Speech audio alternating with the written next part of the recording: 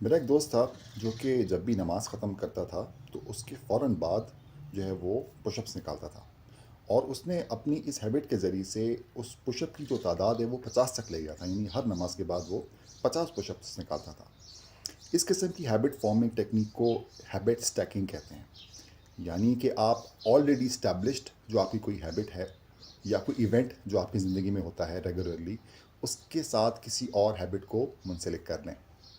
جیسے مثال کے طور پر اگر آپ روز صبح فجر کی نماز کے لیے جاتے ہیں تو آپ صرف اپنی ہیبٹ میں تبدیلی یہ کر لیں کہ بھئی نماز پہ جاتے ہوئے چپل کی جگہ جاگرز پہن کے جائیں، یہ آپ کی ہیبٹ ایک ہیبٹ کے ساتھ دوسری ہیبٹ سٹیک ہو گئی۔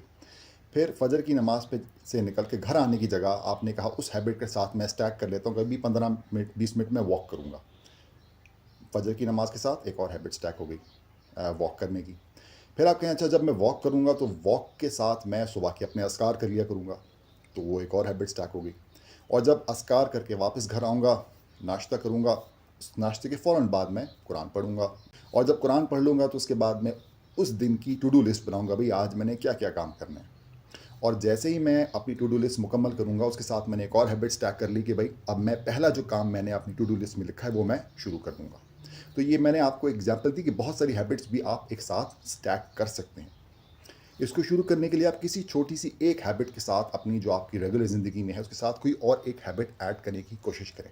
مثال کے طور پر رات کو جب کھانے کے لیے آپ بیٹھ رہے ہیں تو کھانے کے لیے بیٹھیں اور سوچیں کہ اس دن اللہ نے آپ کے ساتھ کیا خیر کی ہے اور اس کا شکر ادا کر دیں اپنی زبان سے اور اپنے دل سے۔ یہ ایک ہیبٹ آپ کی بن گئی۔ یا میں اپنے لیے جب کوئی نئی چیز خریدوں گا تو میں ایک چیز جو میرے پاس پہلے سے موجود ہے وہ کسی کو تحفے میں دوں گا۔ اس کو کہتے ہیں ہیبٹ سٹیکنگ۔